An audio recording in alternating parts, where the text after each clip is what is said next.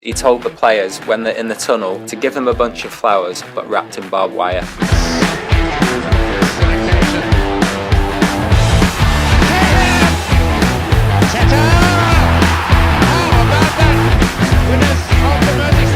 I go back into the dressing room after the game, all the players are there singing Sadhguru, Sadhguru, Sadhguru.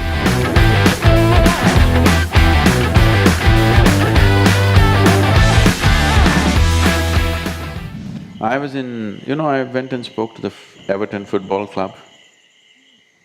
Is anybody following English Premier League? Huh? So that's the best leagues in the world, English Premier League, highest quality. The best players play there. Now the Spanish league is getting much better, but still English league is, in terms of talent, it's great. So, the last time when I was in Birmingham, a young man attended the program, not the program, just a talk, an evening talk. So I didn't know anything about Sadhguru, I'd never heard of him until the day before. And then, just before it's about to speak, this energy just came into the room, it just hit me like a ton of bricks. And he's standing there, this guy, this incredible guy, and he starts speaking. So I went home and he was an incredible speaker, as you know. Incredible energy. And it really had a big effect on me. And so the next day I'm thinking, right, I'd love to get him in to speak to the players. Sadhguru is a big football fan and a big sports fan, as you know. So he agreed to come in and speak to the players, and I was so excited.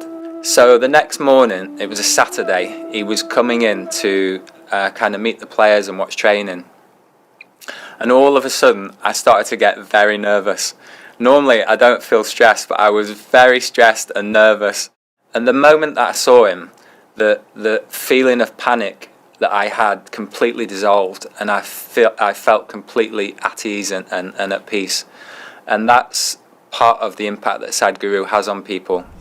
So they took me to the Everton Football Club and they want me to speak to the boys. They're stars in their own right. The moment you enter a professional football league, you are a star in your own right because there's a certain talent there. Then with a couple of boys, I kicked the ball around a bit and then I was to talk to them. And he had his sandals on and his flowing robes, and he was out there kicking the ball around with Jack Rodwell, and it was just a very funny sight and funny experience to have this Indian guru here kicking a ball around with Premiership footballers.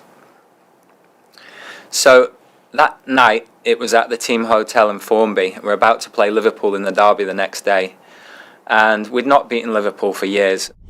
So I went and they were training. So when the football clubs train, they're under the manager's whip and it's very rigid and things are going through paces because the next day they're playing a big game, a very big game with Liverpool. Liverpool has really fabulous stars, Torres, Virat. These are kind of people who can change a game individually, single-handed. The manager is putting them through the paces and the usual things and running up and down. They don't want to put them through too much stress the previous day, they're just enough to keep them limbered up. So I went there, I said I just want to be there and observe, and I was just there. So he comes into the room in his robes and the players are sat there, and I noticed immediately that the players, all of a sudden, they just got this, like they calmed. Normally a lot of them can't sit still, but they completely sat still and were completely present and calm, and peace kind of came into the room. It was an incredible experience. And from being okay to slowly they became like this, because what they thought some religious preaching is going to come. I just asked them a simple questions and made them look at life in a certain way, look at the game in a certain way. I'm not trying to teach them soccer, they know how to play soccer. But how to keep yourself? Just this an hour and a half talk. Next day, I had special pass to go and sit in the box for the game, and I went and sat for the game. And one thing I remember is he told the players when they're in the tunnel and regarding the opposition is to give them a bunch of flowers but wrapped in barbed wire. And I won't go into what he meant by that, but it always stuck with me, and I know it stuck with the players as well. This, one of their stars is Tim Carey. Tim Carey is from Australia, and I saw this boy was just sitting there like this. I said, today when you enter the field, say nice things to the Liverpool players. He looked shocked, say nice things to them. I said, he's a forward. So I said, particularly go to the goalkeeper and say nice things to him. He looked like this, I said, yes, you do this and see. And I said, find out something about the goalkeeper's life. They said he had a daughter 3 months ago. I said, go and ask how his little daughter is doing. Just do it. And if he thinks it's a friendly, in his mind, for a moment if he becomes friendly with you and slackens down for a moment of slackness is what you need.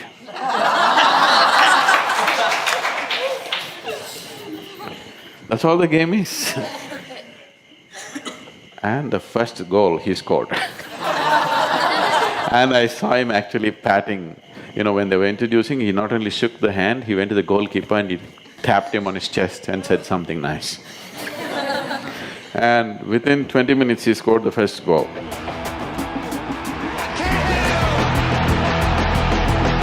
They scored one more. And they dominated the whole game right through, which was a huge surprise, headlines in all the newspapers. Next day they won 2-0. I go back into the dressing room after the game, all the players are there singing Sadhguru, Sadhguru, Sadhguru. And it was one of the best days of my life.